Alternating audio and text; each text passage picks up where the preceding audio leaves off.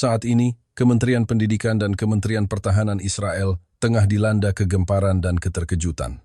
Berdasarkan statistik data imigrasi terbaru, jumlah warga Israel yang mengunjungi Indonesia pada tahun 2025 melonjak drastis sebesar 513% dibandingkan tahun sebelumnya.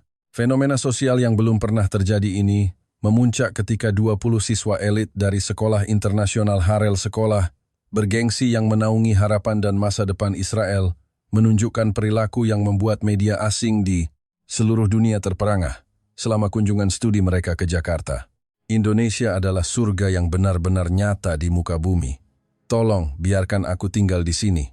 Yael, putri tunggal seorang jenderal tingkat tinggi di pasukan pertahanan Israel, IDF, menelepon orang tuanya sambil menangis terseduh-seduh hanya 3 hari setelah tiba di Jakarta, menyatakan keinginannya untuk menetap dan melanjutkan studi di Indonesia.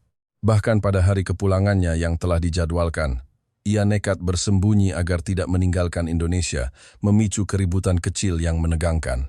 Apa yang sebenarnya dilihat oleh para elit papan atas Israel ini di Indonesia? Sebelum kita melanjutkan, silakan tinggalkan komentar dari belahan dunia mana Anda menonton, dan pastikan untuk berlangganan, karena berita tentang Indonesia esok hari adalah sesuatu yang tidak ingin Anda lewatkan. Nama saya Yael, usia 18 tahun, tinggal di sebuah apartemen penthouse termewah di Tel Aviv. Melalui jendela kaca raksasa di ruang keluarga, saya bisa melihat Laut Mediterania yang biru cemerlang membentang tanpa batas. Namun, saya tidak pernah bisa benar-benar santai menikmati keindahan laut itu. Ayah saya adalah seorang jenderal senior di IDF. Nama unit dan jabatannya adalah rahasia negara tingkat tertinggi yang tidak bisa saya ungkapkan. Bahkan saat tidur di rumah, sebuah pistol Glock selalu terselip di pinggangnya. Ibu saya adalah CEO, sebuah perusahaan perangkat lunak keamanan siber dan pertahanan terkemuka di dunia. Sekolah saya, Sekolah Internasional Harel, adalah kawah candra di muka yang dirancang khusus untuk mencetak para pemimpin yang akan memikul nasib Israel di masa depan. Sahabatku, Tamar, ayahnya adalah anggota Knesset Parlemen Israel. Ibu Noah adalah seorang hakim di Mahkamah Agung. Sejak kecil, kami dididik sebagai elit, fasih berbicara 4 bahasa, mempelajari kalkulus dan pemrograman tingkat lanjut. Namun di saat yang sama, kami juga wajib belajar menembak, cara cepat memakai masker gas, dan bagaimana cara mencapai bunker perlindungan dalam waktu 90 detik. Bagi orang luar, kehidupan kami mungkin tampak glamor. Kota dengan teknologi tercanggih, latar belakang keluarga kaya, dan masa depan yang terjamin. Tetapi hanya kami yang tahu, kami sebenarnya hidup di dalam sebuah penjara emas yang sangat mewah. Ketika kami sedang menikmati brunch di sebuah kafe outdoor yang indah dan melihat sebuah ransel tak bertuan, kami harus segera melapor pada tim penjinak bom. Di setiap pintu masuk mal, kami harus melewati pemeriksaan tas oleh penjaga keamanan yang menenteng senapan serbu. Bagi kami, ketegangan adalah hal yang sama alaminya, seperti udara selalu ada dan di mana-mana.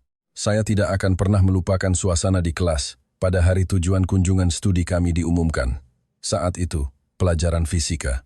Tiba-tiba, sirene serangan udara yang melengking menusuk telinga, seolah hendak merobek dinding sekolah. TZFA Adom. Semuanya segera ke bunker. Kami tidak berteriak atau panik. Semua ini terlalu biasa. Dengan sigap kami meletakkan pena, dengan tertib merunduk di bawah meja, lalu mengikuti isyarat guru berlari cepat menuju bunker bawah tanah di ujung koridor. Pintu baja bunker yang tebal tertutup dengan bunyi dentum yang keras. Di dalam ruang gelap itu, kami menahan napas selama 90 detik yang terasa begitu lama. Di atas kami, terdengar suara ledakan seperti guntur yang teredam suara sistem pertahanan Iron Dome kami yang mencegat roket musuh di udara. Di dalam bunker yang masih berdebu itu, guru wali kelas kami, Bugia, mengumumkan sebuah berita. Tujuan kunjungan studi kita kali ini telah ditetapkan, Republik Indonesia. Seketika, bisik-bisik di dalam bunker mengalahkan suara ledakan di luar. Indonesia? Bu, bukankah itu salah satu negara dengan populasi muslim terbesar di dunia? Bukankah di sana rawan terorisme? Mereka punya masalah dengan kelompok ekstremis kan? Apakah di sana aman bagi kita? Kami ingin pergi ke Swiss atau Selandia Baru, tempat yang benar-benar damai. Kekecewaan para siswa meledak. Dalam persepsi kami, Indonesia, meskipun negara yang indah dan besar, adalah tempat yang diselimuti oleh ancaman terorisme dan ketidakstabilan, sama seperti kami. Bahkan media internasional sering menyoroti tantangan keamanan di sana. Ketika saya pulang dan memberitahu ayah tentang keputusan ini, penolakannya jauh lebih keras dari yang saya duga. Apa? Ayah menggebrak meja makan dengan marah. Situasi keamanan di Indonesia itu rumit, bahkan bisa lebih berbahaya. Kamu tahu betapa mudahnya simpatisan teroris berbaur di negara sebesar itu? Itu sama saja seperti membiarkan sel-sel Hamas berkeliaran di sebelah rumah kita di Tel Aviv. Dan mereka tidak menghadapi roket sporadis, tapi ancaman ideologi radikal yang bisa meledak kapan saja. Aku sama sekali tidak akan mengirimmu ke tempat seperti itu. Tidak akan. Namun, kata-kata ayah justru memicu rasa penasaran yang aneh dalam diri saya. Sebuah negara yang katanya juga hidup di bawah ancaman. Sebuah negara kepulauan yang sangat beragam dan penuh tantangan. Mengapa di film-film dan konten media sosial yang saya lihat, anak-anak muda di Indonesia bisa tertawa begitu lepas? Apakah semua gambaran kedamaian itu hanya set panggung di studio film, atau propaganda yang dirancang pemerintah? Dengan tegas saya berkata pada ayah, aku ingin melihat sendiri apakah kedamaian di sana nyata atau palsu. Ayah, aku sudah dewasa. Biarkan aku membuat penilaianku sendiri. Aku juga ingin tahu bagaimana negara kepulauan itu bisa menciptakan masyarakat yang katanya sangat ramah di tengah bayang-bayang ancaman. Akhirnya, dengan berat hati ayah mengizinkan, dengan syarat, jika terjadi keadaan darurat, saya harus segera dievakuasi ke Kedutaan Besar Israel di Jakarta atau mencari perlindungan di Kedutaan Besar Amerika. Malam sebelum berangkat, saya menyembunyikan sebuah pelacak GPS darurat tingkat militer dan sekaleng semprotan merica di dasar koper saya. Saya juga menyelipkan beberapa lembar dolar Amerika, pecahan besar di lapisan dalam paspor. Inilah cara bertahan hidup yang diajarkan kepada saya sejak kecil. Di Bandara Ben Gurion, Tel Aviv, kami melewati pemeriksaan keamanan paling ketat di dunia. Tatapan tajam tentara bersenjata, napas anjing pelacak, dan suara kode yang terus-menerus terdengar dari radio komunikasi bagi kami. Inilah suara keamanan. Setelah penerbangan belasan jam, kapten pilot akhirnya mengumumkan, para penumpang sekalian, kita akan segera mendarat di Bandara Internasional Soekarno-Hatta. Waktu setempat adalah pukul 11.30 malam. Pesawat perlahan merapat ke Garbarata. Dengan saraf yang tegang, kami melangkah keluar dari kabin. Namun saat kami menginjakkan kaki di terminal, saya dan teman-teman saya terdiam, terpana. Tamar mencengkeram lengan saya. Gemetar sambil berbisik, apa ini benar-benar jam 11:30 malam? Hal pertama yang kami lihat adalah cahaya. Berbeda total dengan bandara-bandara Eropa yang temaram demi hemat energi. Atau bandara di Israel yang selalu diterangi cahaya putih dingin penuh kewaspadaan. Bandara Soekarno-Hatta terang benderang seperti siang hari. Langit-langitnya tinggi dan cerah. Lantainya mengkilap seperti cermin. Tidak ada sebutir debu atau secarik sampah pun yang terlihat. Tapi yang paling mengejutkan kami adalah hal lain. Di mana tentaranya? Di mana polisinya? Noah memandang sekeliling dengan cemas. Di Bandara Ben Gurion, setiap 5 meter pasti ada seorang tentara yang menenteng senapan otomatis M11, bahkan ada kendaraan lapis baja. Itulah rasa aman yang kami kenal. Tapi di sini, tidak ada sama sekali. Jangankan tentara bersenjata, polisi yang membawa pentungan pun jarang terlihat. Sebagai gantinya, hanya ada beberapa robot pembersih lantai yang lucu, bergerak perlahan dengan suara mendengung pelan. Pembersihan sedang berlangsung, mohon beri jalan. Sebuah robot melewati kaki saya. Teman-teman saya melompat kaget seolah melihat bom. Keamanan bandara ini terlalu longgar. Bagaimana kalau ada teroris masuk? Tamar berbisik di telinga saya. Saya mengangguk setuju. Menghadapi ancaman terorisme global, beraninya mereka mengoperasikan bandara tanpa penjagaan ketat seperti ini. Orang-orang Indonesia ini pasti sudah kehilangan rasa waspada. Dengan penuh keraguan dan kegelisahan, kami berjalan menuju konter imigrasi. Kami sudah siap mental untuk diinterogasi secara ketat. Memegang paspor Israel biasanya berarti pertanyaan tambahan, atau dibawa ke ruangan khusus di seluruh dunia. Apa tujuan kunjungan Anda? Apakah Anda pernah wajib militer? Apakah Anda bisa menggunakan bahan peledak? Tapi ketika giliran saya, petugas imigrasi itu hanya menatap saya dan tersenyum ramah. Halo, selamat datang di Indonesia. Hanya itu. Tidak ada tatapan curiga, tidak ada interogasi serius. Ketika saya terdiam karena terlalu kaget, Seorang petugas lain mendekat. Refleks. Saya menegangkan tubuh dan mencengkeram tali ransel, mengira dia akan melakukan penggeledahan. Tapi petugas itu berkata dengan bahasa Inggris yang fasih, "Kalian pelajar, ya? Kalau mau cepat, di sebelah sana ada autogate. Butuh bantuan." Seperti terhipnotis, kami berjalan ke gerbang otomatis yang canggih itu. Pindai paspor, pengenalan wajah, sidik jari. Beb, gerbang terbuka dalam 10 detik. Terlalu cepat, terlalu lancar. Yang menjaga kami di sini bukanlah tentara bersenjata, melainkan sistem teknologi canggih yang dirancang sempurna. Tidak ada kontrol otoriter yang menekan. Hanya manajemen cerdas yang sunyi, ramah, namun kedap. Inikah yang disebut negara digital?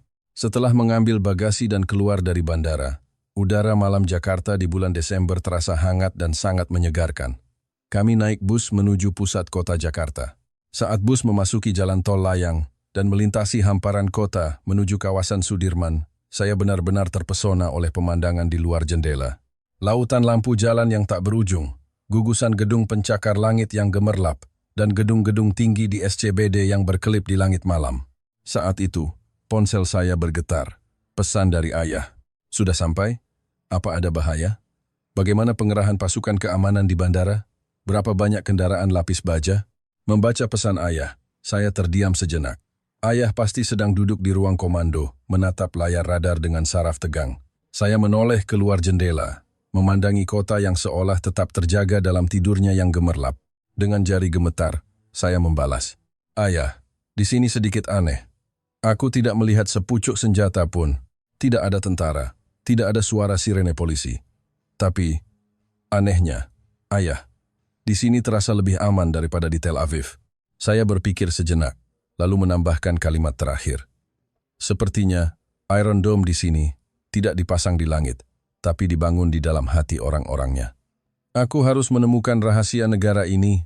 Setelah menekan tombol kirim, saya mengangkat kepala. Bus melaju menuju jantung kota Jakarta. Saya punya firasat, semprotan merica yang saya sembunyikan di dasar tas tidak akan terpakai sama sekali dalam perjalanan ini. Dan firasat itu menjadi kenyataan hanya 30 menit setelah kami memasuki kawasan Senayan. Saat bus kami memasuki kawasan bisnis yang ramai, saya tidak percaya dengan mata saya. "Guru, lihat ke sana." Saat itu sudah lewat jam 1 dini hari. Seorang gadis muda mengenakan rok pendek dan memakai earphone sedang berjalan santai sendirian di trotoar sambil melihat ponselnya. Di tangannya ada segelas boba. Tidak ada orang lain di sekitarnya, tapi dia sama sekali tidak menunjukkan kewaspadaan. Dia tidak menoleh ke belakang, tidak memeluk tasnya di depan dada. Bagaimana mungkin? Seorang gadis berjalan sendirian jam segini. Di Israel, ini adalah tindakan bunuh diri yang tak terbayangkan. Di ibu kota manapun di dunia, ini adalah tindakan yang berbahaya. Seketika, jantung saya berdebar kencang. Inilah dunia yang selama 18 tahun ini hanya ada dalam mimpi saya. Dunia yang saya yakini tidak ada di muka bumi. Sebuah kebebasan tanpa perlu waspada. Tapi ini baru permulaan. Melihat gerai Indomaret dan restoran 24 jam yang masih terang benderang di luar jendela, kami belum tahu bahwa sisi paling mengejutkan dari negara ini bukanlah lampu-lampu terang ini, melainkan sesuatu yang tersembunyi di stasiun-stasiun MRT yang gelap dan di kedalaman tatapan mata orang-orangnya. Tak lama kemudian, kami tiba di hotel. Di sana, kami akan mengalami peristiwa kedua yang benar-benar menghancurkan akal sehat kami. Setelah check-in dan masuk ke kamar, jam sudah menunjuk pukul 2 pagi. Meskipun sudah membongkar koper dan berbaring di tempat tidur, saya tidak bisa tidur sama sekali. Sebagian karena jet lag, tapi lebih karena bayangan gadis yang berjalan sendirian tadi terus menghantui pikiran saya. Pemandangan malam Jakarta di luar jendela berkilauan seperti permata. Kota ini sepertinya masih penuh energi. Kruk. Suara perut saya memecah keheningan. Tamar di tempat tidur sebelah tertawa kecil. Aku juga lapar. Kita cari makan yuk. Hei, jam segini mana ada yang buka? Di Tel Aviv, jam 2 pagi semua toko sudah tutup. Lagi pula ini negara asing. Waktu di bus tadi kamu tidak lihat? Banyak sekali toko yang lampunya masih menyala. Toko yang namanya Indomaret itu sepertinya ada di mana-mana. Dengan sedikit harapan, kami mengetuk pintu kamar Bugia. Ternyata guru kami juga belum tidur. "Bu, kami lapar sekali. Boleh kami ke minimarket di bawah untuk beli sesuatu?" Letaknya persis di seberang hotel. Seharusnya tidak apa-apa. Tapi jangan pergi jauh-jauh. Kembali dalam 30 menit. Kalau ada apa-apa, segera tekan tombol alarm darurat. Mendapat izin, kami turun ke lobi. Begitu melangkah keluar dari pintu putar hotel, hawa malam yang sejuk menyambut kami bersamaan dengan rasa aman yang asing.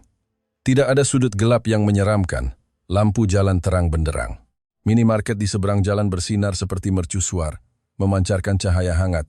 Kami masuk ke Indomaret di seberang hotel. Selamat datang. Seorang kasir muda yang sepertinya mahasiswa sedang sibuk menata barang. Mendengar kami masuk, ia mengangkat kepala dan tersenyum mengangguk. Kami masuk dengan was-was. Rak-rak penuh dengan onigiri, bento, mie instan, dan minuman, tersusun rapi tanpa celah. Ya Tuhan, stok makanan sebanyak ini. Kalau perang pecah pun bisa bertahan setahun. Gumam Noah takjub sambil mengambil sebuah onigiri tuna. Kami membeli mie instan, onigiri, dan susu rasa alpukat yang katanya khas Indonesia. Saat membayar, kasir itu dengan ramah mengajari kami cara menggunakan microwave dan dengan sigap memberi kami kantong plastik. Kami duduk di kursi luar minimarket, menyantap mie instan. Pukul 2.30 pagi. Jika di Israel, ini adalah waktu di mana mobil patroli akan lewat untuk memeriksa identitas atau waktu yang paling rawan kejahatan. Tapi di sini, saya melihat seorang pria berjas yang baru pulang kerja sedang makan odeng. Saya juga melihat sekelompok siswa berseragam yang masih makan untuk makan malam mereka. Hei, lihat ke sana. Tamar menunjuk dengan sumpitnya ke sebuah meja di dalam minimarket, di balik jendela kaca. Di sana ada sebuah laptop dengan layar masih menyala, dan di sebelahnya ada iPhone model terbaru. Tapi kursinya kosong. Orangnya kemana? Kami menatap meja itu. 1 menit, 2 menit, 5 menit berlalu. Tetap tidak ada yang kembali. Selama itu, banyak pelanggan keluar masuk. Ada yang mengambil minuman, ada yang membayar di kasir. Laptop dan ponsel mahal itu terpajang begitu saja di depan semua orang. Seolah berkata, "Ayo, curi aku." Ini gila. Tamar meletakkan sumpitnya, wajahnya serius. "Ayo kita pergi. Ini tidak normal. Ada apa? Ini jebakan. Atau orang itu gila?" Meninggalkan laptop dan ponsel di tempat umum tanpa pengawasan itu tidak logis. Pasti ini jebakan polisi. Atau ada kamera tersembunyi untuk acara prank. Mendengar ucapan mereka, punggung saya merinding. Benar, di Israel, barang tak bertuan adalah pertanda bom. Di negara lain, itu berarti barang tersebut akan hilang di detik berikutnya. Sebuah barang yang tetap ada tanpa diawasi melanggar semua hukum bertahan hidup yang kami kenal. Bagaimana kalau dicuri? Bagaimana kalau ada preman masuk dan menghancurkannya? Ayo pergi, jangan cari masalah. Tepat saat kami hendak berdiri, seorang pemuda keluar dari toilet minimarket, sambil mengibaskan sisa air di tangannya. Ia berjalan santai kembali ke meja itu. Dia sama sekali tidak memeriksa apakah barang-barangnya masih ada, langsung duduk, memakai headphone, dan melanjutkan mengetik. Kami berdiri terpaku di luar jendela kaca, seperti orang bodoh. Tidak ada gembok, tidak ada alarm anti-maling, bahkan tidak ada sedikit pun kekhawatiran. Ini bukan sekadar masalah keamanan yang baik, kata Noah dengan suara bergetar. Apa semua orang di negara ini hidup sesuai buku pelajaran moral? Bagaimana mereka bisa begitu percaya pada orang asing tanpa ragu? Tanpa sadar, mata saya terasa panas. Di negara kami, bahkan untuk masuk supermarket membeli susu saja harus diperiksa. Saling curiga adalah satu-satunya cara untuk bertahan hidup. Tapi di sini, saling percaya adalah cara hidup. Bukan senjata tak terlihat yang melindungi barang-barang itu, melainkan sebuah kontrak sosial tak terlihat yang sangat kuat yang menopang pulau ini. Dalam perjalanan kembali ke hotel, saya memandangi susu alpukat di tangan saya. Meskipun dingin, hati saya terasa hangat. Tamar menyeruput minumannya dan berbisik, "Ya Tuhan, kalau aku tinggal di tempat seperti ini, mungkin aku bisa berhenti minum obat anti cemas." Kami tersenyum pahit. Jalanan Jakarta pukul 3 pagi masih terang, tapi saya mulai sadar. Itu bukan hanya cahaya yang dihasilkan oleh listrik, melainkan cahaya yang terpancar dari hati orang-orangnya. Keesokan paginya, kami secara resmi memulai penjelajahan kami di Jakarta. Di dalam bus, Bugia tersenyum penuh arti kepada kami. "Baiklah, hari ini kita akan pergi ke tempat yang spesial. Kalian akan mengerti mengapa Israel dan Indonesia sering disebut memiliki nasib yang serupa. Namun mengapa kita begitu berbeda?" Bus melaju menuju pusat kota. Di sana, kami akan menyaksikan sebuah pemandangan yang sangat mirip dengan sejarah kami yang penuh luka, namun memiliki perbedaan yang menentukan. Dan di sanalah Yael akan menelepon ayahnya yang seorang jenderal dan menanyakan pertanyaan yang mengguncang itu. Ayah, mengapa kita harus hidup seperti itu? Bus melintasi jalanan Jakarta yang ramai, menuju ke arah Monumen Nasional, Monas. Gedung-gedung pencakar langit yang tadinya padat perlahan menghilang, digantikan oleh hamparan hijau yang luas dan menenangkan di Taman Monas. Bugia mengambil mikrofon, suaranya lebih dalam dari biasanya saat mengajar sejarah. Anak-anak, apakah kalian tahu mengapa para ahli strategi internasional sering menyebut Indonesia sebagai Israelnya Asia Tenggara? Tamar menjawab setengah bercanda dari belakang. Karena sama-sama dikelilingi oleh tantangan dan ancaman. Bugia tidak tertawa. Ia memandang ke arah Tugu Monas yang menjulang di kejauhan dan berkata pelan, "Benar, tapi itu hanya sebagian. Alasan sebenarnya akan kalian pahami sebentar lagi saat kita turun." Kami tiba di Kompleks Monumen Nasional di jantung kota Jakarta. Di sini tidak ada arsitektur megah yang membuat sesak napas, tetapi di dalam museumnya terdapat diorama-diorama yang menggambarkan perjuangan kemerdekaan bangsa Indonesia. Melihat diorama para pejuang yang hanya bersenjatakan bambu runcing melawan tentara kolonial yang bersenjata lengkap, hati saya terasa sesak. Pemandangan ini terlalu akrab, seperti kisah-kisah perjuangan kami dalam perang kemerdekaan. Kami masuk ke ruang diorama. Bugia menunjuk ke sebuah diorama yang menggambarkan pertempuran sengit. Pada tahun 1945, setelah memproklamasikan kemerdekaan, negara yang baru lahir ini langsung dihadapkan pada agresi militer dari kekuatan kolonial yang ingin merebut kembali tanah ini. Selama bertahun-tahun, mereka bertempur habis-habisan. Seluruh dunia mengira mereka akan gagal. Ini seperti perang kemerdekaan kami, gumam Noah.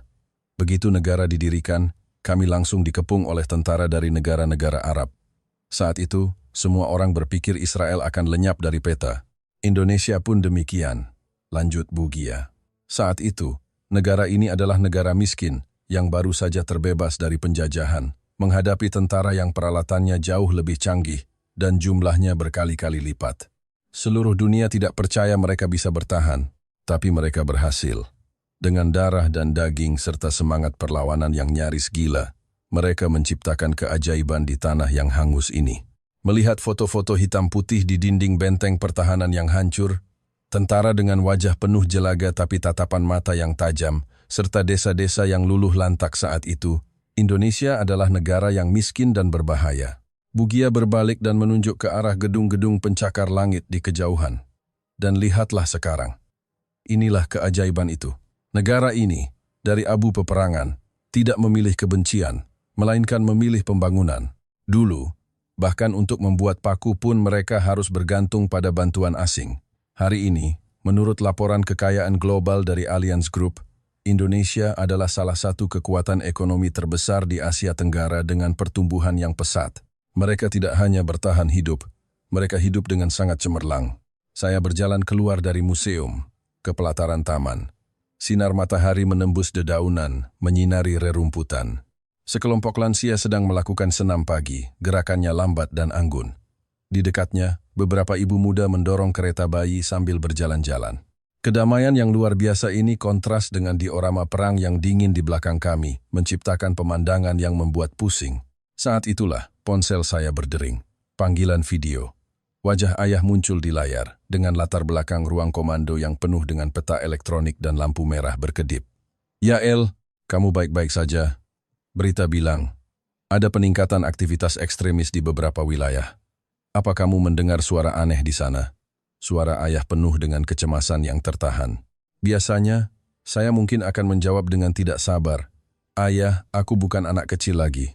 Tapi hari ini, melihat taman yang damai di depan saya tidak bisa berkata apa-apa. Wajah ayah di layar, yang penuh kerutan karena kewaspadaan jangka panjang, tumpang tindih dengan wajah-wajah damai para lansia di sini, membuat hati saya terasa pilu. "Ayah, aku sedang di Monas." Saya mengarahkan kamera ke sekeliling, membiarkannya melihat para lansia yang bersenam di dekat Monumen Perjuangan, melihat jalanan yang ramai namun tertib di kejauhan. Di sini, sama seperti kita, ancaman itu ada. Tapi, aneh sekali ayah. "Aneh kenapa?" Ayah menatap tajam ke layar. Wajah orang-orang di sini tidak ada bayang-bayang ketakutan.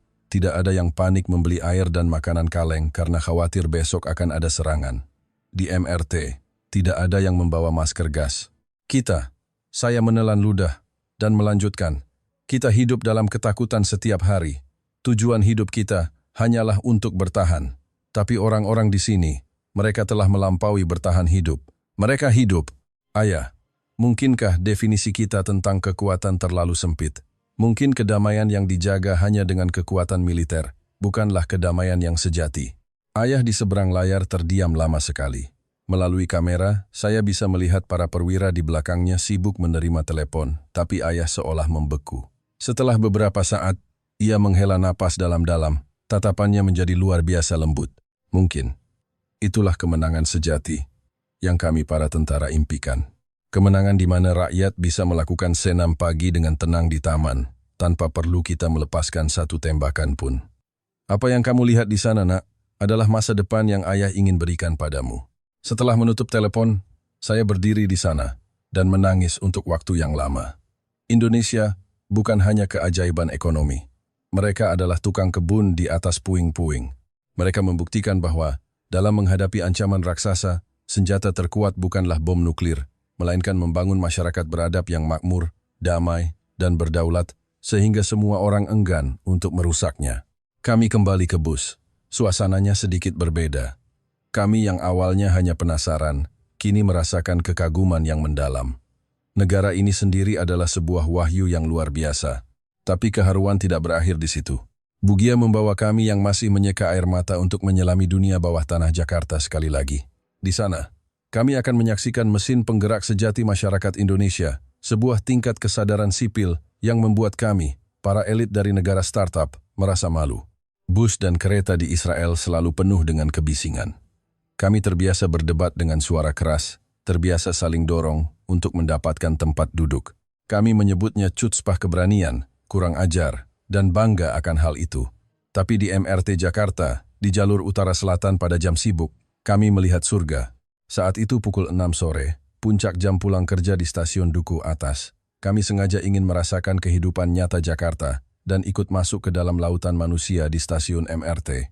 Wow, banyak sekali orang. Kita bisa tergencet. Noah mencengkeram ransel saya dengan ngeri.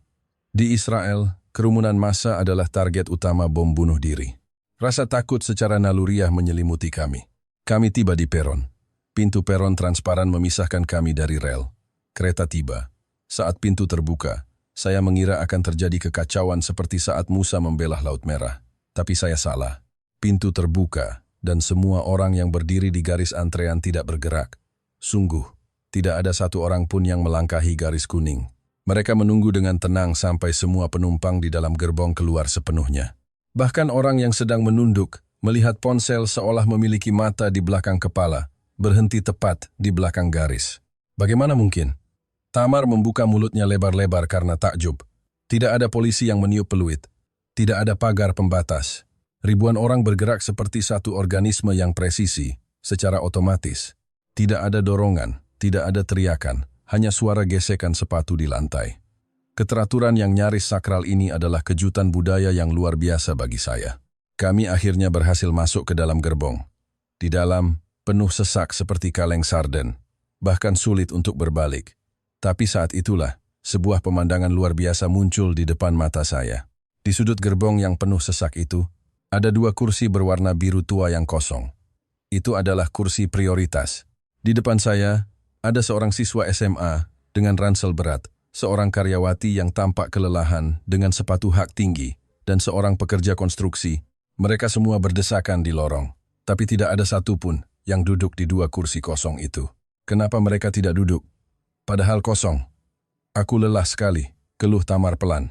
Di Israel, kursi kosong itu adalah medan perang. Itu seperti merebut posisi strategis dalam pertempuran. Siapa yang pantatnya mendarat lebih dulu, dialah pemenangnya. Aku lebih lelah darimu. Aku membayar pajak yang sama. Kami akan berdebat sengit demi sedikit kenyamanan itu. Tapi di sini, kursi-kursi prioritas berwarna biru itu seolah dilindungi oleh medan kekuatan tak terlihat. Ini adalah sebuah cadangan, tanpa suara yang begitu menggugah. Meskipun kaki pegal, meskipun membawa tas berat, orang-orang rela mengorbankan kenyamanan di depan mata demi seseorang yang mungkin akan membutuhkannya. Ini bukan sesuatu yang bisa dipaksakan oleh hukum. Ini adalah etika yang tertanam dalam DNA masyarakat ini. Di stasiun berikutnya, pintu terbuka. Seorang wanita hamil dengan pin ibu hamil masuk.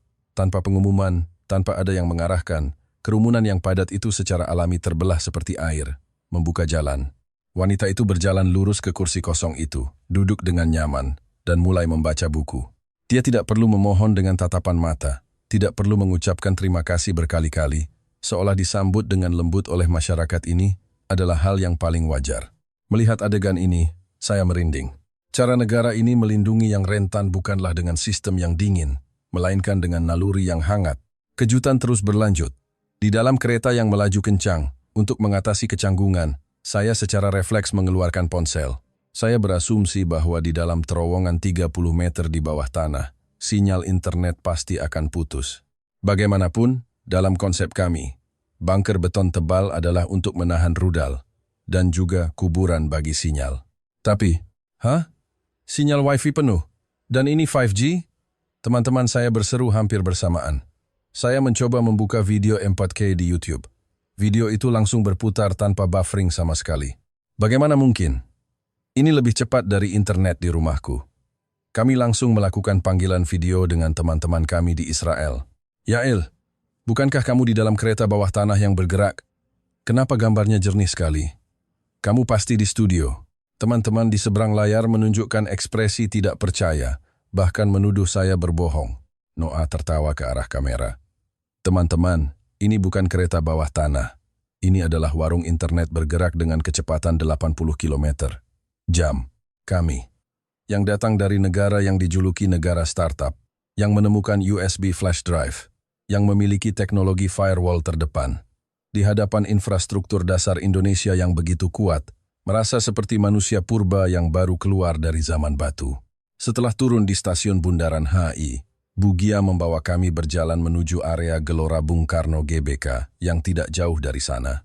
Angin sepoi-sepoi membawa udara yang sedikit lembab dan sejuk, langsung menghilangkan hawa pengap di dalam gerbong. Pemandangan di depan kami sekali lagi membuat kami menahan napas. Taman kota di GBK pada malam hari begitu indah, seperti lukisan cat minyak yang hidup. Gedung-gedung pencakar langit di SCBD di seberang jalan berkilauan, bayangannya terpantul di permukaan air mancur yang gelap, berkelip-kelip. Pantai di Tel Aviv juga indah, tapi taman kota di Jakarta ini punya nuansa keterbukaan yang sulit dijelaskan. Tidak ada pagar, Tamar melihat sekeliling dengan bingung. Di Israel, sumber air utama atau fasilitas vital selalu dijaga dengan keamanan super ketat untuk mencegah teroris menyusup atau meracuni. Pagar kawat dan papan peringatan adalah pemandangan yang kami kenal. Tapi area hijau yang luas di jantung ibu kota ini terbuka sepenuhnya untuk semua warga. Pasangan yang bersepeda, keluarga yang menggelar tikar piknik sambil menatap bintang, dan seorang lansia yang berjalan-jalan dengan anjingnya. Di tengah kedamaian tanpa penjagaan ini, kami menemukan sepetak rumput dan duduk. Bugia tersenyum misterius. Baiklah, sekarang saya akan tunjukkan sihirnya Indonesia. Sambil berkata begitu, ia mengetuk beberapa kali pada sebuah aplikasi berwarna hijau di ponselnya. Bu, kita kan di tengah taman. Tidak ada nomor rumah. Mana mungkin ada yang bisa mengantar makanan ke sini? Kami sama sekali tidak percaya. Memesan makanan tanpa alamat spesifik di area terbuka seperti ini terdengar seperti lelucon. Namun, hanya 30 menit kemudian, sebuah sepeda motor berwarna hijau, seolah dilengkapi dengan rudal pemandu, berhenti tepat di pinggir jalan di depan kami. GoFood, dengan Ibu Gia. Seorang pengemudi ojek online menyerahkan beberapa kantong kertas yang masih hangat. Ya Tuhan, sihir apa ini? Apa ini pakai GPS, tingkat militer? Seru Noah sambil menerima kantong itu. Membuka kantong kertas, aroma yang kaya, langsung menyeruak. Itu adalah martabak manis dan sate ayam yang terkenal di Indonesia. Daging sate yang empuk dengan bumbu kacang yang gurih, serta martabak dengan keju dan koklat yang melimpah, aromanya sangat menggoda. Enak sekali. Ini benar-benar enak sekali. Kami tidak peduli lagi dengan citra, duduk di rumput dan makan dengan lahap. Makanan Israel mengikuti aturan kosher, cenderung hambar dan teratur. Tapi makanan jalanan Indonesia adalah kenikmatan berdosa yang bisa menenangkan jiwa. Setelah makan dan minum, kami berjalan-jalan di sepanjang jalur pejalan kaki. Di depan, tampak sebuah area dengan lampu terang. Apa itu gym outdoor? Berbagai alat olahraga berwarna-warni tersusun rapi. Alat pemutar pinggang, papan sit-up, palang tunggal. Yang paling mengejutkan adalah tidak ada gerbang tiket atau petugas. Semuanya gratis, dibangun oleh pemerintah. Di Israel, fasilitas umum jika tidak diawasi akan cepat berkarat atau dirusak. Biaya perawatannya terlalu tinggi.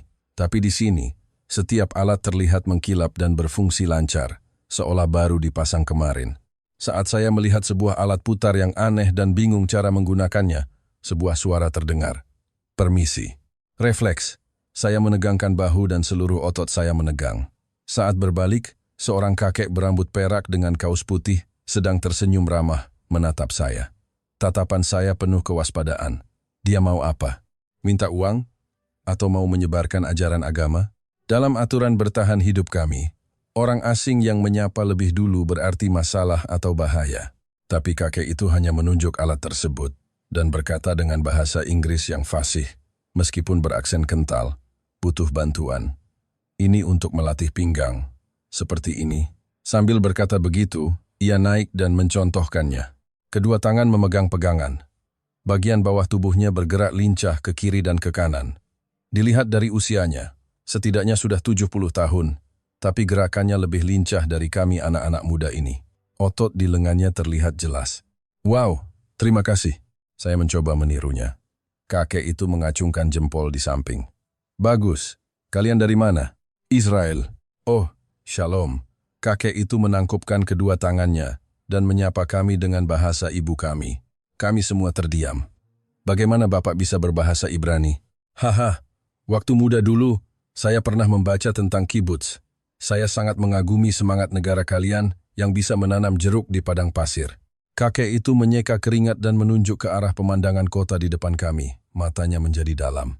Nona muda, lihat kota ini. Waktu saya kecil, sungai di sini warnanya hitam. Bahkan kadang ada mayat mengambang. Dulu kami sangat miskin. Setiap hari hanya berpikir bagaimana cara bertahan hidup. Ia berhenti sejenak, menoleh ke arah anak-anak yang berlarian di rumput, wajahnya tersenyum hangat. Tapi lihat sekarang, cucu-cucu kami bisa bermain dengan aman di sini. Inilah kedamaian yang kami, generasi saya, perjuangkan dengan sekuat tenaga. Kakek itu melambaikan tangan, berbalik dan melanjutkan larinya, menghilang di kegelapan malam. Selamat datang di Indonesia, nikmatilah. Kami menatap punggungnya dengan terpana.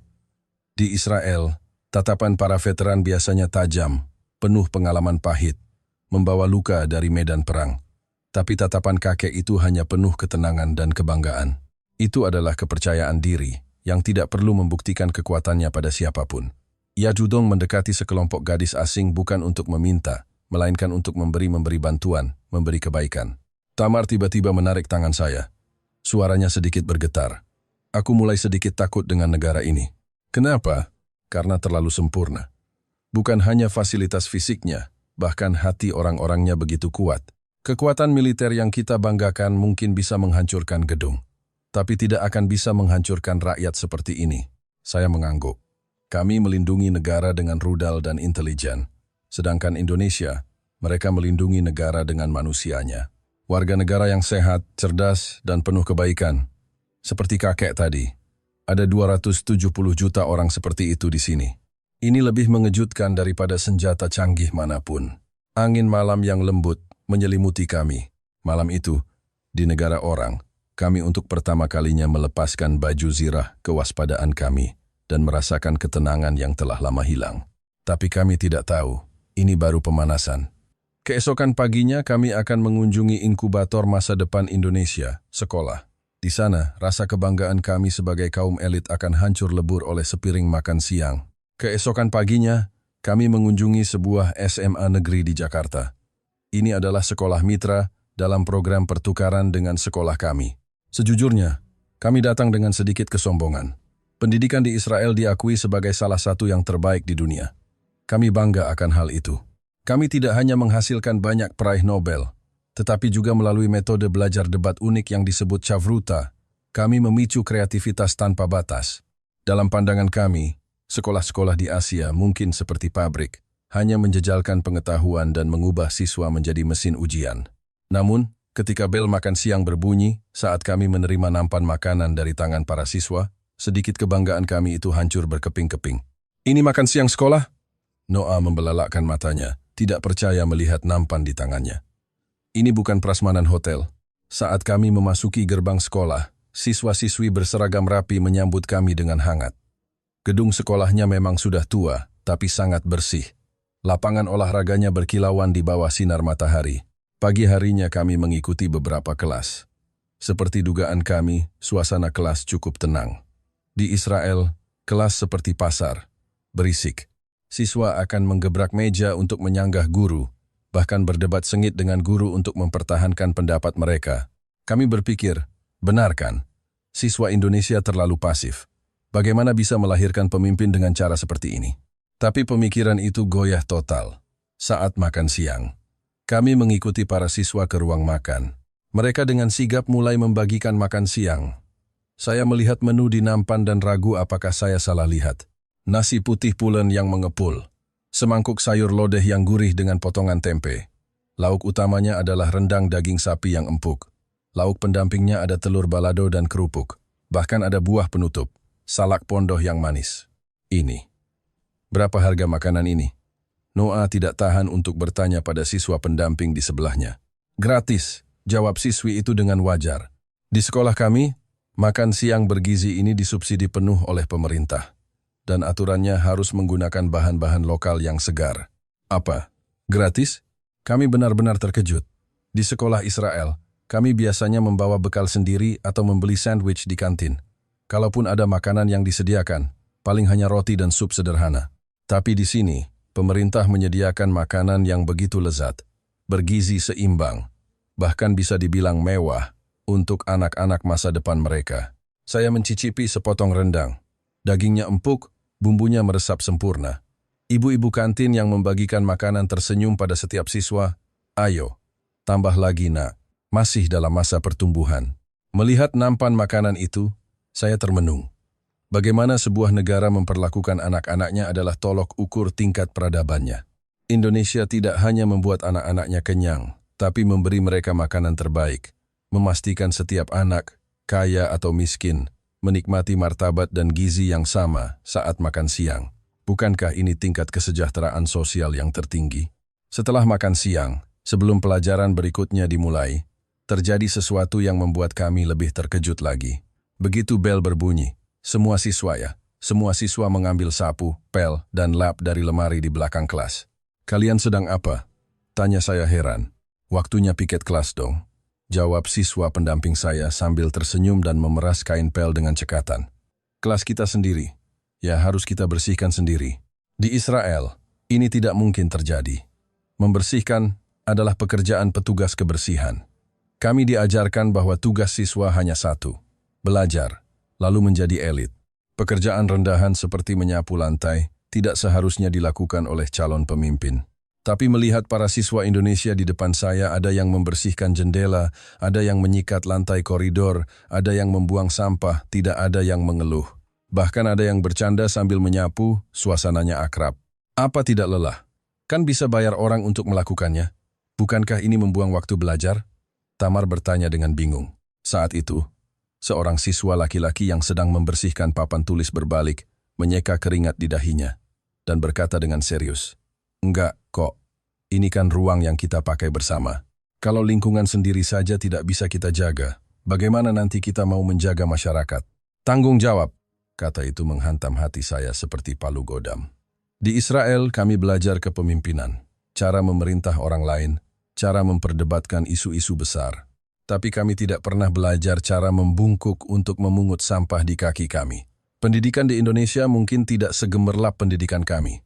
Tetapi mereka mengajarkan kualitas yang lebih dalam, kerendahan hati dan pelayanan. Mereka menumbuhkan rasa hormat terhadap kerja keras dan rasa memiliki terhadap komunitas dengan membiarkan anak-anak mereka menyentuh debu dan kotoran secara langsung. Bukankah ini yang dalam ajaran Yahudi disebut tikkun olam, memperbaiki dunia? Mereka mempraktikkannya dengan begitu total dalam kehidupan sehari-hari. Malam itu, di dalam bus kembali ke hotel, kami memandangi pemandangan malam di luar. Sudah lewat jam 10 malam, tapi gedung-gedung bimbingan belajar, bimbel, Di sepanjang jalan masih terang benderang. Rombongan siswa dengan tas punggung berat keluar dari gedung bimbel, membanjiri halte bus atau menunggu dijemput orang tua. Lihat itu. Daerah itu terkenal sebagai kawasan bimbel, kata Bugia menunjuk keluar jendela. Anak-anak itu kelihatannya lelah sekali, kata Noah dengan iba. Memang, kehidupan siswa di Indonesia tidak terlihat mudah. Persaingan ketat, belajar hingga larut malam. Tapi saya menempelkan wajah ke jendela, mengamati tatapan mata para siswa itu. Mereka lelah, tapi mata mereka tidak mati. Saya melihat beberapa siswi memegang boba, saling bertanya jawab tentang pelajaran sambil menunggu bus, lalu tertawa terbahak-bahak. Saya melihat seorang siswa laki-laki menghafal kosakata di bawah lampu jalan, matanya fokus dan berapi-api. Itu bukan perbudakan yang dipaksakan, kata saya pelan. Mereka tahu. Mereka tahu negara ini tidak punya minyak, tidak punya berlian, bahkan tidak punya lahan yang luas. Satu-satunya sumber daya mereka adalah 270 juta otak ini. Karena tahu, itulah mereka mengasah diri seperti itu. Chavruta di Israel melatih kemampuan bertanya. Budaya belajar keras di Indonesia ini melatih kemampuan mewujudkan. Mana yang lebih baik, saya tidak tahu.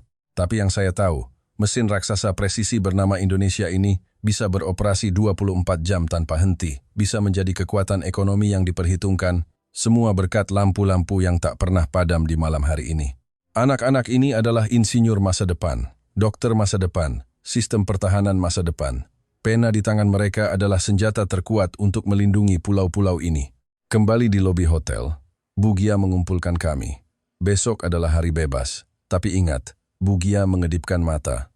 Pergilah dan lihat Indonesia yang paling nyata. Kami berteriak kegirangan. Belanja, Blok M, atau makan es krim Ragusa yang legendaris itu. Tapi kami tidak pernah menyangka, hari bebas yang dinanti-nantikan ini akan menjadi krisis terbesar dalam perjalanan kami. Di tengah keramaian Blok M, dompet Tamar hilang. Di dalamnya ada paspor, kartu kredit, dan semua uang tunainya. Ini adalah bencana yang cukup untuk menghancurkan seluruh perjalanan. Menghadapi kami yang panik dan menangis, seorang polisi Indonesia muncul, dan kalimat yang ia ucapkan selanjutnya, serta keajaiban yang terjadi setelahnya, membuat kami, para gadis Israel yang menganggap diri kami kuat, berlutut dan menangis tersedu-sedu di tengah jalanan yang ramai. Bagi semua gadis Israel berusia 18 tahun, ada satu takdir yang tidak bisa dihindari, wajib militer. Begitu lulus SMA, kami tidak menuju kampus universitas, melainkan pusat pelatihan militer. Kami harus menanggalkan gaun cantik dan mengenakan seragam tempur yang tebal, menukar tas rias dengan tas P3K dan amunisi. Itulah masa muda kami. Tapi di jalanan Blok M, Jakarta, kami menyaksikan pemandangan yang sangat kontras. Gadis-gadis Indonesia seusia kami sedang menikmati kehidupan normal yang gemerlap. Mengapa kehidupan normal itu membuat kami, para gadis Yahudi yang tangguh, ingin menangis? Di tengah jalanan yang paling ramai ini, kami merasakan iri hati yang paling dalam.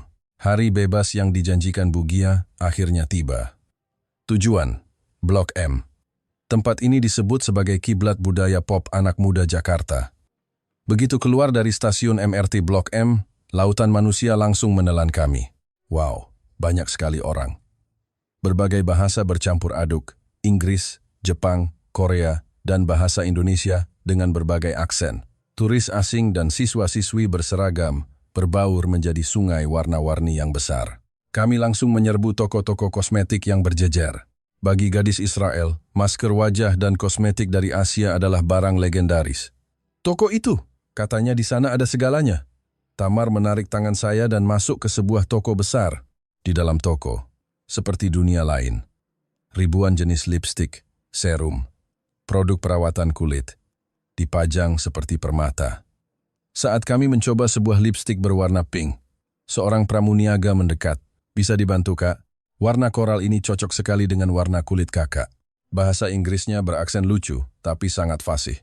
Ia dengan lembut mengoleskannya di punggung tangan saya dan memberikan cermin. Coba deh, pasti cantik. Saya menatap diri saya di cermin, seorang gadis 18 tahun dengan lipstik pink. Tiba-tiba, hati saya terasa perih. Beberapa bulan lagi, saya harus memotong rambut panjang ini, memeluk senapan serbu Tafor, dan merangkak di lumpur di gurun Negev yang berdebu. Wajah saya nanti tidak akan dilapisi foundation, melainkan cat kamuflase. Andai saja. Bisikku. Aku juga ingin hidup dengan berdandan cantik seperti ini. Pramuniaga itu melihat kami membeli banyak, memberikan banyak sampel gratis. Selamat datang di Indonesia, semoga perjalanannya menyenangkan. Keramahannya bukan dibuat-buat untuk jualan. Perasaan diperlakukan sebagai gadis remaja biasa, terasa begitu asing dan hangat.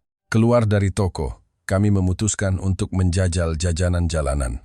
Udara dipenuhi aroma yang menggoda. Sate taichan, kerak telur, kue cubit, seblak. Gerobak-gerobak berjejer di sepanjang jalan, sangat ramai. Coba ini, namanya kue cubit. Noah menggigit kue panas yang setengah matang itu. Adonannya yang lembut dengan topping keju yang meleleh. Ya Tuhan, ini enak sekali. Kami, dengan satu tangan menjinjing tas belanja dan tangan lain memegang jajanan, tertawa seperti anak kecil di tengah jalan. Saat itu, dari tengah keramaian terdengar suara musik. Sekelompok anak muda, sepertinya siswa SMA, sedang melakukan pertunjukan musik jalanan. Mereka memainkan gitar dan menyanyikan lagu-lagu populer. Kerumunan penonton ikut bertepuk tangan. Ada yang bersorak, ada yang merekam video. Di tengah pemandangan damai itu, saya merasakan sedikit kejanggalan. Jalanan di Tel Aviv juga ramai, tapi di balik keramaian itu selalu ada nuansa tragis. Itu karena di alam bawah sadar kami selalu ada ketakutan. Kapan sirene akan berbunyi? Apakah besok kami masih hidup? Jadi, saat kami bersenang-senang, ada semacam kegilaan hidup untuk hari ini. Tapi keramaian di Indonesia berbeda. Ini adalah keramaian yang lahir dari kepastian akan rasa aman. Keyakinan bahwa esok dan lusa, kedamaian ini akan terus berlanjut. Anak-anak muda yang bernyanyi ini mungkin nanti juga akan ikut wajib militer. Tapi setidaknya saat ini, mereka punya kebebasan untuk bernyanyi tanpa beban. Kamu lagi mikirin apa? Tanya Tamar. Hanya merasa iri, jawabku jujur. Iri kenapa? Kita seolah hidup untuk bertahan. Tapi orang-orang di sini seolah hidup untuk bahagia. Mendengar kata-kata saya, Tamar dan Noah terdiam. Hanya bisa mengangguk pelan. Kami melanjutkan belanja. Pakaian di Indonesia desainnya modis, bahannya bagus, dan harganya sangat terjangkau bagi kami. Tangan kami penuh dengan hasil belanjaan, sejenak melupakan tentara, perang, dan serangan teroris. Namun, kebahagiaan itu tidak bertahan lama. Tepat saat kami hendak pergi ke sebuah restoran soto Betawi yang terkenal untuk makan siang, saat melewati kerumunan yang padat, Tamar tiba-tiba menjerit. Hah? Hilang? Apa yang hilang? Dompetku. Dompetku hilang. Seketika, udara di sekitar kami seolah membeku.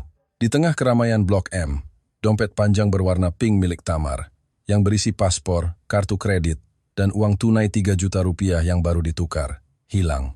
Bagi seorang gadis remaja yang bepergian di negara asing, kehilangan paspor adalah bencana, dan bencana ini akan menghancurkan semua kepercayaan yang telah kami bangun di Indonesia selama beberapa hari ini.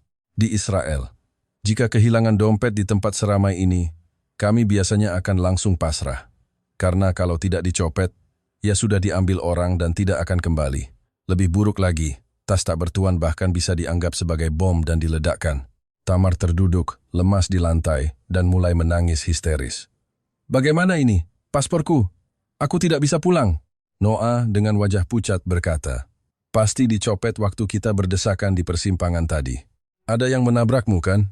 Sistem alarm di kepala kami berbunyi lagi. Orang-orang yang tadinya terlihat ramah seperti malaikat, seketika berubah menjadi tersangka di mata kami. Aku tahu ini terlalu indah untuk jadi kenyataan. Bagaimanapun juga, ini tempat yang dihuni manusia, mana mungkin tidak ada kejahatan.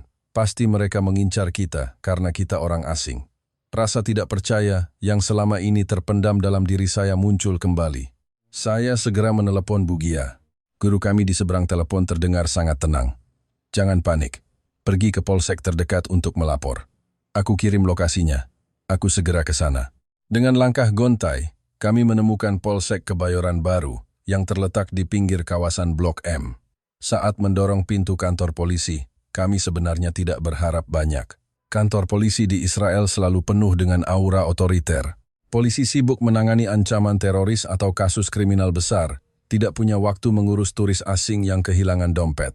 Kami mengira paling hanya akan diberi formulir dingin dan kalimat basa-basi, isi ini. Nanti kalau ketemu kami hubungi. Selamat siang, ada yang bisa dibantu? Seorang polisi muda berseragam biru tua berdiri dari mejanya dan menghampiri kami. Tamar, sambil menangis tersedu-sedu, menjelaskan dengan terbata-bata, dompet saya hilang.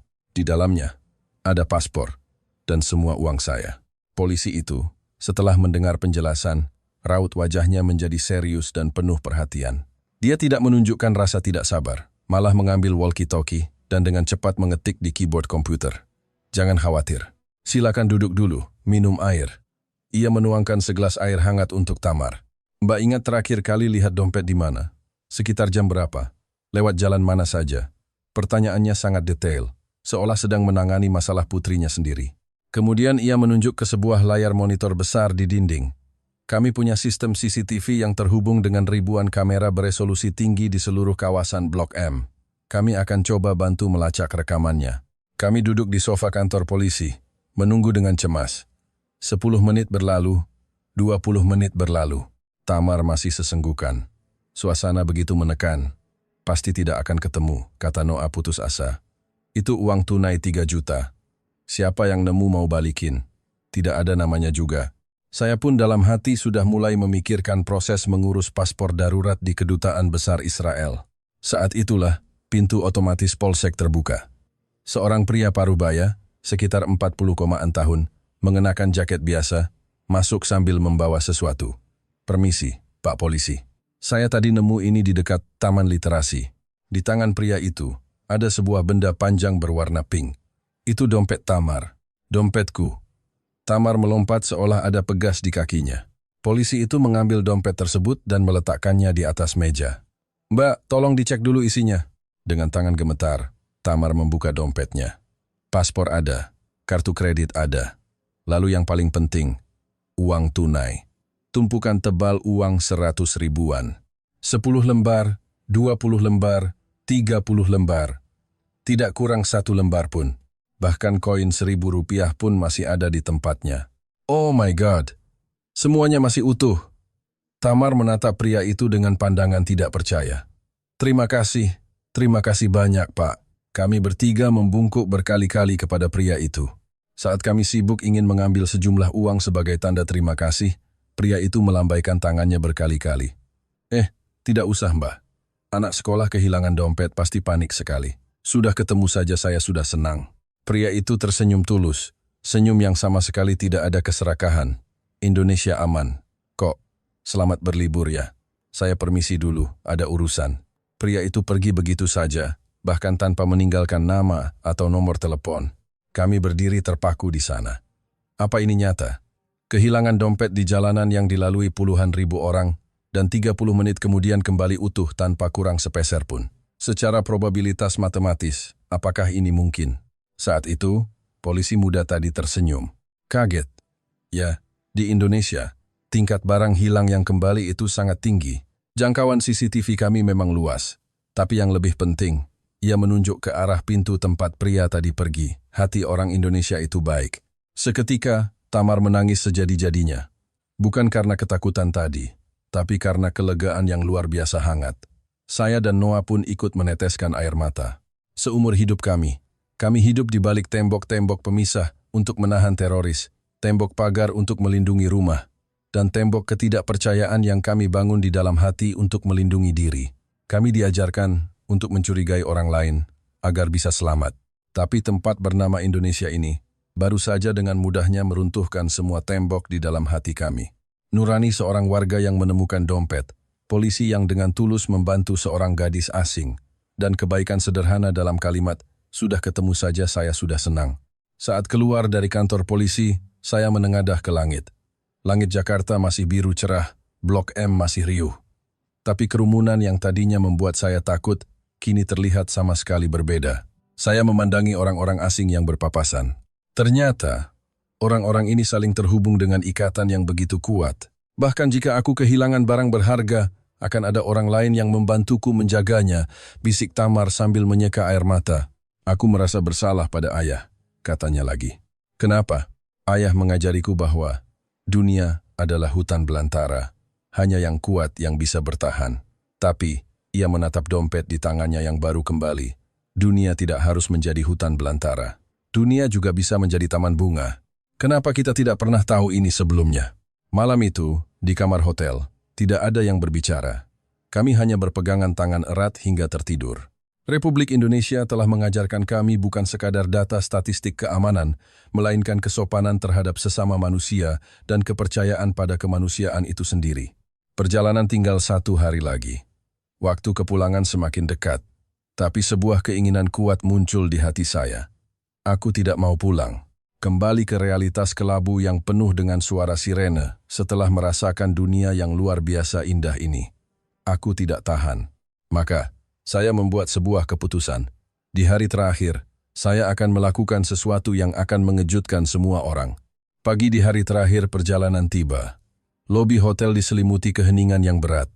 Kegembiraan saat hari pertama tiba telah sirna, digantikan oleh rasa sesak karena perpisahan. Kami selesai berkemas dan berkumpul di lobi. Pukul 11.00 tepat, kami harus naik bus menuju Bandara Soekarno-Hatta. Bugia mulai menghitung jumlah siswa. 1, 2, 3, 19. Ekspresi Bugia langsung menegang. Tunggu sebentar.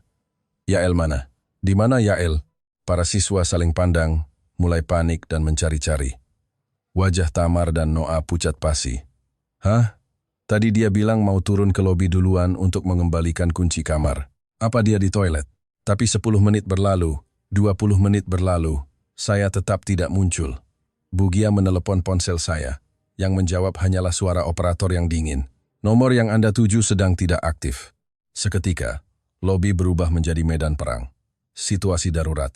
Panggil keamanan hotel. Hubungi polisi. Cepat hubungi kedutaan Israel. Suara Bugia bergetar. Daftar nama di tangannya jatuh ke lantai. Hilangnya seorang siswa Israel bukan sekadar masalah tersesat atau bolos. Dalam benak para guru, yang terlintas adalah penculikan, serangan teroris yang menargetkan Yahudi, atau bahkan skenario terburuk yang melibatkan konspirasi politik. Bugia bahkan sudah membayangkan tajuk utama berita di Tel Aviv, Putri Jenderal hilang di Jakarta. Tapi saat itu, saya tidak berada di lobi hotel, juga tidak diculik. Saya berada di sebuah tempat yang membuat jiwa saya bergetar, toko buku Gramedia. Pukul 5 pagi, saya sudah bangun. Memandangi fajar Jakarta dari jendela, saya merasakan kehausan yang tak tertahankan. Aku tidak bisa pulang begitu saja. Aku ingin memasukkan kedamaian yang kurasakan di Indonesia ini, udaranya, hati orang-orangnya, ke dalam koper dan membawanya pulang. Maka, saya menyelinap keluar. Saya meninggalkan sebuah catatan di meja, tapi tidak menyangka petugas kebersihan tidak sengaja menjatuhkannya saat membersihkan kamar. Saya naik taksi dan pergi ke toko buku yang buka 24 jam di kawasan pusat Jakarta ini. Begitu melangkah masuk, saya terpesona. Dinding buku yang tak berujung, lantai kayu yang hangat, dan yang lebih mengejutkan dari buku adalah orang-orangnya. Toko buku di dini hari Cingran begitu ramai. Ada yang duduk di lantai membaca dengan tenang, ada desainer yang baru pulang kerja sedang membolak-balik majalah, ada juga seorang kakek dengan kacamata baca sedang membaca buku sejarah. Toko buku di Israel tidak berisik, tapi juga tidak pernah setenang ini. Di sana kami berdebat politik, berdebat filsafat, dan ruang bawah tanah yang ramai selalu membuat kami secara naluriah merasa tidak nyaman karena mengingatkan kami pada bunker. Tapi di sini, ini adalah benteng pengetahuan. Tidak ada suara tembakan, tidak ada sirene, hanya suara lembaran buku yang dibalik dan aroma kopi yang kental. Wajah orang-orang tampak damai, berenang bebas di lautan pengetahuan. Saya berjalan ke bagian belajar bahasa. Bahasa Indonesia untuk penutur asing, sejarah Indonesia modern, Kamus Besar Bahasa Indonesia. Seperti kesurupan, saya mengambil satu buku demi satu buku. Aku harus belajar. Aku harus mengerti bagaimana negara ini menjadi kuat di tengah kesulitan. Bagaimana mereka bisa melindungi rakyatnya tanpa todongan senjata. Saya membuka sebuah buku, melihat aksara Latin yang sederhana namun membentuk kata-kata yang indah. Ini bukan sekadar simbol. Setiap kata membawa makna yang dalam dari perpaduan budaya ribuan tahun. Di buku tertulis bahwa masyarakat di sini percaya pada Bhinneka Tunggal Ika. Para pemimpin kami berpikir bagaimana cara memusnahkan musuh dengan kekuatan. Para pendahulu di sini berpikir bagaimana cara mempersatukan perbedaan dengan kebudayaan. Waktu berlalu begitu saja. Saya benar-benar lupa waktu berkumpul. Tidak sadar ponsel saya kehabisan baterai. Saya hanya berjongkok di lantai kayu, menelusuri huruf-huruf di halaman buku dengan jari, dan dalam hati bersumpah, aku akan kembali. Aku pasti akan kembali untuk mempelajari bahasa yang hebat ini, untuk memahami jiwa yang agung ini. Saat itulah, sebuah tangan mencengkeram bahu saya dengan kuat. Saya mendongak dan melihat Bugia dengan mata merah dan bengkak karena menangis, serta dua orang polisi Indonesia yang terengah-engah. Yael, apa yang kamu lakukan di sini? Kamu tahu kami khawatir sekali. Kami kira kamu diculik. Bugia memeluk saya dan menangis sejadi-jadinya. Ia tadinya ingin memarahi saya, tapi di hadapan kelegaan yang luar biasa, kakinya lemas, dan ia terduduk di lantai. Maafkan ibu. Ibu kira kamu kenapa-napa. Sungguh maafkan ibu. Orang-orang di sekitar yang sedang membaca dengan tenang menoleh ke arah kami, tapi tatapan mereka bukan mencela, melainkan penuh perhatian. Seorang polisi, sambil melapor melalui radionya, berkata dengan lembut kepada saya, "Enggak apa-apa, Dik. Yang penting sudah ketemu. Kami melacak taksi yang kamu naiki dari CCTV, makanya bisa sampai ke sini. Kamu sudah aman." Saya melihat buku-buku yang berserakan di sekitar saya, dan sambil terisak berkata, "Maaf, Bu. Saya tidak bermaksud kabur. Saya hanya ingin membawa ini semua pulang. Saya ingin membawa Indonesia pulang." Di pangkuan saya, ada buku belajar bahasa Indonesia dan sebuah buku tentang sejarah demokrasi Indonesia. Bugia melihat buku-buku itu, menyeka air matanya, dan menarik saya berdiri. "Ayo, pesawat akan segera berangkat." Ia melirik buku-buku di tangan saya. "Buku-buku itu, biar ibu yang bayar." Kami naik mobil polisi, dengan sirene meraung, melesat kembali ke hotel. Teman-teman saya, begitu melihat saya, langsung berlari, memukul punggung saya dengan keras, sambil memaki saya bodoh. Lalu kami semua berpelukan dan menangis bersama. Di dalam bus menuju bandara, saya menatap keluar jendela. Gedung-gedung pencakar langit Jakarta perlahan menjauh. Cakrawala kota semakin samar. Air mata saya tidak bisa berhenti mengalir. Di dalam bus, suasana hening. Hati setiap orang menggemakan suara yang sama. Tidak mau pergi. Tidak mau kembali ke realitas yang bisa meledak kapan saja itu. Bugia duduk di sebelah saya dan bertanya pelan. "Tadi di toko buku, kamu menulis sesuatu dengan serius di secarik kertas. Apa itu surat untuk dimasukkan ke dalam buku?" Saya mengeluarkan secarik kertas lecek dari saku. Itu adalah surat yang saya tulis sambil berjongkok di lantai toko buku. Ditujukan untuk ayah saya, sang jenderal Israel yang seumur hidupnya berada di medan perang. "Bu, boleh saya bacakan surat ini? Saya ingin teman-teman juga mendengarnya." Bugia mengangguk, matanya berkaca-kaca. Saya membuka surat itu dengan tangan gemetar. Ini bukan sekadar catatan perjalanan. Ini adalah deklarasi hidup saya di usia 18 tahun dan sumpah yang akan mengubah takdir hidup saya. Di jalan tol menuju Bandara Soekarno-Hatta, bus melaju kencang. Saya mengambil mikrofon, tangan saya gemetar. Semua mata teman-teman saya tertuju pada saya. Saya menarik napas dalam-dalam dan mulai membaca surat itu dengan perlahan.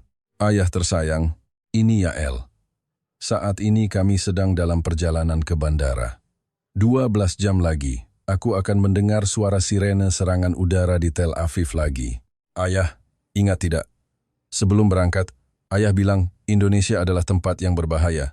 Sama tidak beruntungnya dengan kita. Ayah, maaf, informasi intelijen ayah salah. Di sini berbeda dengan kita. Kita membangun tembok tinggi untuk bertahan hidup, tapi mereka membuka pintu dan jendela untuk bertahan hidup. Kita mengangkat senjata untuk melawan musuh, tapi mereka mengulurkan tangan untuk mendapatkan teman. Aku melihat hal-hal yang luar biasa di sini. Keajaiban seorang gadis yang berjalan sendirian di jalan pada pukul 2 pagi tanpa terluka. Keajaiban laptop yang ditinggal tanpa pengawasan di kafe, tapi tidak ada yang mencuri. Keajaiban kursi prioritas di MRT yang kosong dan tak tersentuh. Ayah selalu mengajariku bahwa perdamaian dijaga dengan kekuatan. Hanya militer yang kuat yang bisa membawa perdamaian. Ya, aku tahu ayah tidak tidur semalaman, menatap radar untuk melindungi kami. Aku sangat menghormati ayah. Tapi ayah, kedamaian yang kulihat di Indonesia sedikit berbeda. Kedamaian di sini tidak dijaga oleh tentara, melainkan oleh kepercayaan. Kepercayaan bahwa meskipun aku jatuh, akan ada orang lain yang membantuku berdiri. Kepercayaan itu lebih kuat dari 1000 tank tempur Merkava. Sampai di sini, suara saya mulai tercekat, tapi saya harus menyelesaikannya. Karena ini adalah hadiah terpenting yang saya bawa untuk ayah dan untuk negara saya.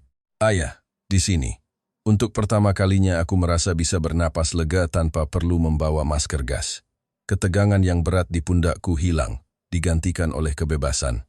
Aku tidak menyangka, hanya dengan menjadi gadis 18 tahun biasa, makan jajanan pinggir jalan, memakai riasan, membaca buku di toko buku, ternyata adalah hal yang begitu membahagiakan. Ayah, aku punya satu permintaan. Jari-jari saya yang memegang mikrofon memutih karena terlalu kencang. Tapi saya mengangkat kepala, menatap lurus ke depan dengan mantap. Tolong izinkan aku kembali ke Indonesia. Bukan untuk lari, tapi untuk belajar. Aku ingin tahu bagaimana mereka membangun negara yang penuh martabat ini dari puing-puing peperangan. Bagaimana mereka menanamkan kepercayaan, bukan kebencian, di antara sesama.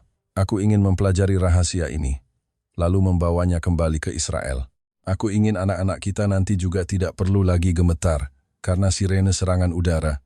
Jadi, aku sudah memutuskan. Aku akan mendaftar ke universitas di Indonesia. Aku ingin kuliah di Universitas Indonesia. Aku ingin meletakkan senapan dan mengambil pena, keluar dari bunker dan masuk ke perpustakaan. Putrimu yang mencintaimu, Yael, di Jakarta. Ketika saya selesai membaca kata terakhir dan meletakkan mikrofon, keheningan sejenak menyelimuti bus. Lalu, pecahlah isak tangis.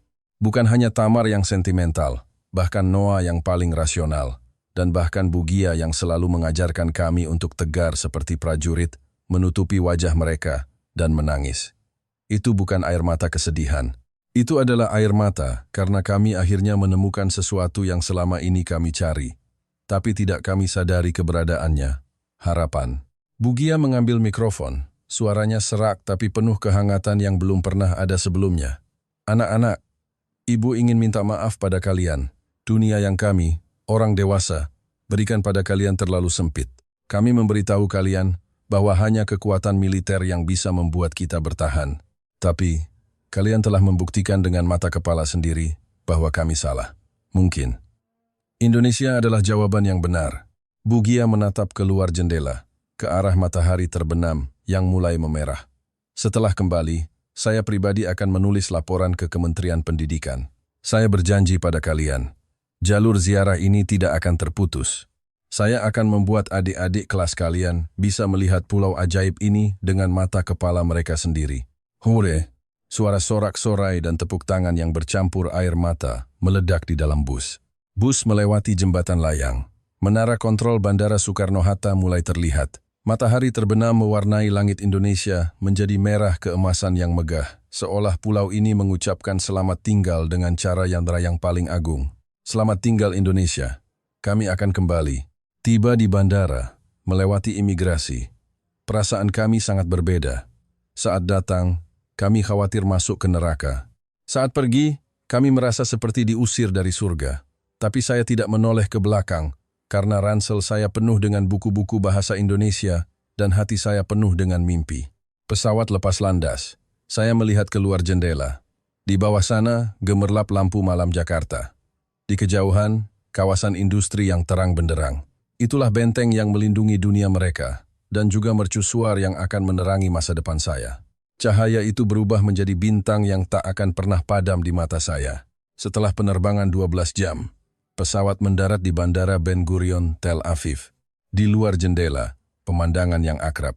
Tanah kering berwarna coklat, barisan pertahanan rudal Iron Dome yang samar-samar terlihat di kejauhan, dan jeep patroli yang berkeliling landasan dengan tentara bersenjata di atasnya. Seminggu yang lalu, ini adalah pemandangan yang biasa bagi saya, simbol keamanan.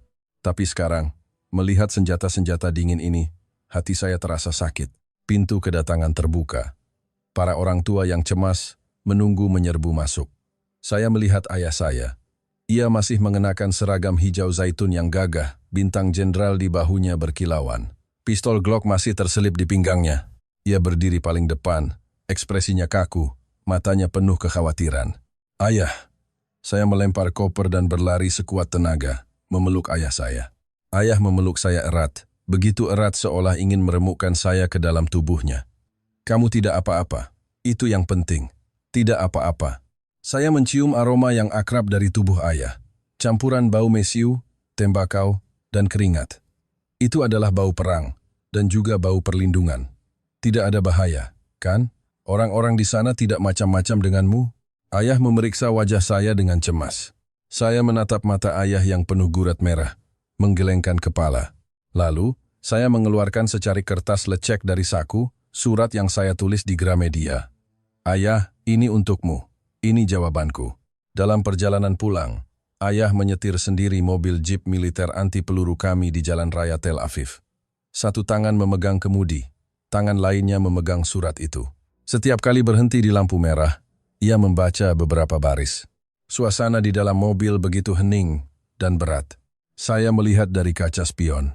Saat ayah membaca bagian tidak perlu lagi masker gas, keningnya berkerut. Saat membaca kepercayaan lebih kuat dari tank, jari-jarinya yang memegang kemudi memutih. Akhirnya, ketika ia membaca kalimat, "Aku ingin meletakkan senapan dan mengambil pena," sang jenderal baja yang telah memimpin pertempuran tak terhitung dan tak pernah berkedip di hadapan tembakan musuh, tiba-tiba memalingkan wajahnya keluar jendela. Saya melihat bahunya sedikit bergetar. Melalui kaca spion, saya melihat setetes air mata mengalir di pipinya yang keras. Mungkin. Suara serak ayah memecah keheningan. Mungkin kamu benar. Mungkin generasi kita benar-benar telah salah. Ini adalah pertama kalinya seorang prajurit yang seumur hidupnya percaya pada kekuatan militer, menunjukkan kerapuhan dan kegoyahan di hadapan kebenaran dari Indonesia yang dibawa pulang oleh putrinya. Tapi cerita tidak berakhir di situ. Benih yang kami bawa pulang baru saja akan mulai menyala. Sekembalinya, kami tidak tinggal diam. Tamar, Noah, dan saya memutuskan untuk mengedit video-video yang kami rekam di Indonesia menjadi sebuah film dokumenter pendek berjudul Kedamaian Sejati Yang Kami Lihat. Kami mengunggahnya ke YouTube dan Facebook. Awalnya kami pikir hanya akan ditonton oleh beberapa ratus teman sekolah. Tapi kami salah besar. Video ini akan memicu gelombang sosial yang disebut demam Indonesia di Israel, bahkan menggegerkan pusat kekuasaan tertinggi. Isi videonya sederhana, namun mengguncang. Jalanan Senayan yang aman pada pukul 2 pagi, Indomaret dengan barang tak bertuan yang tak tersentuh, kursi prioritas yang kosong di MRT, dan senyum hangat kakek di GBK. Kami merangkai klip-klip ini, menambahkan subtitle dalam bahasa Ibrani. Responsnya meledak. Awalnya hanya beredar di kalangan teman, tapi dengan cepat menembus gelembung kami. 100.000, 500.000, lalu dengan cepat menembus 1 juta penayangan. Untuk negara berpenduduk 9 juta seperti Israel, ini berarti hampir 1 dari setiap 10 orang telah menontonnya. Kolom komentar dibanjiri oleh suara keterkejutan dan refleksi. Apa ini dunia nyata? Bukan adegan film? Melihat gadis yang berjalan sendirian di malam hari itu, aku menangis. Apa yang sebenarnya telah hilang dari kita? Kita, demi bertahan hidup, sepertinya telah melupakan keanggunan sebagai manusia. Indonesia adalah cermin kita. Inikah yang disebut soft power? Lebih mengguncang dari senjata nuklir. Gelombang ini tidak berhenti di dunia maya. Jangan lupa, orang tua siswa Sekolah Internasional Harel adalah para pemegang kekuasaan di negara ini. Video ini akhirnya muncul di grup WhatsApp Kabinet Menteri. Suatu sore, sebuah mobil dinas hitam memasuki halaman sekolah tanpa pemberitahuan. Menteri Pendidikan Israel datang sendiri mengunjungi sekolah. Saya ingin bertemu dengan siswa-siswi yang pergi ke Indonesia, dan juga Bugia. Dalam pertemuan di ruang kepala sekolah, suasana tegang. Di hadapan menteri yang memegang kendali pendidikan nasional, kami sedikit gugup. Tapi Bugia menunjukkan ketegasan yang belum pernah ia tunjukkan sebelumnya. Ia mengeluarkan buku pelajaran yang dibawa dari Indonesia, foto-foto makan siang bergizi, dan video saat para siswa membersihkan kelas. Bapak Menteri, tolong lihat ini. Bugia menunjuk ke gambar siswa yang sedang mengepel lantai. Suaranya bergetar namun kuat. Pendidikan elit yang selalu kita banggakan telah menghasilkan peraih Nobel, pilot pesawat tempur. Tapi pernahkah kita mengajari anak-anak kita cara membungkuk untuk membersihkan kotoran di lantai? Anak-anak di Indonesia, sejak sekolah dasar, sudah harus membersihkan kelas mereka sendiri. Mereka diajarkan sejak kecil. Ruang yang kugunakan adalah tanggung jawabku. Ini bukan sekadar kebersihan. Ini adalah rasa tanggung jawab terhadap kelompok. Sebuah kearifan bahwa membantu orang lain adalah membantu diri sendiri. Itulah mengapa mereka, dengan sumber daya yang terbatas, bisa bersatu dan membangun masyarakat yang makmur. Karena mereka tahu cara saling menjaga. Menteri melihat foto-foto itu, terdiam lama. Akhirnya, Ia melepaskan kacamatanya dan menghela napas dalam-dalam. Sangat mengejutkan. Kita selama ini sibuk mencetak orang kuat, sementara Indonesia sibuk mencetak manusia. Mungkin inilah rahasia sejati kekuatan mereka. Setelah hari itu, sebuah revolusi senyap dimulai di Sekolah Internasional Harel. Sekolah mengumumkan Pekan Indonesia. Kantin sekolah mencoba menyajikan makan siang ala Indonesia. Ketika nasi rendang dan bakso yang panas disajikan, para siswa yang terbiasa dengan sandwich dingin bersorak gembira. Mereka baru tahu bahwa makan siang bisa menjadi kenikmatan, bukan hanya mengisi bahan bakar. Lebih penting lagi, OSIS membentuk divisi baru dan mulai mempromosikan hari bersih kampus.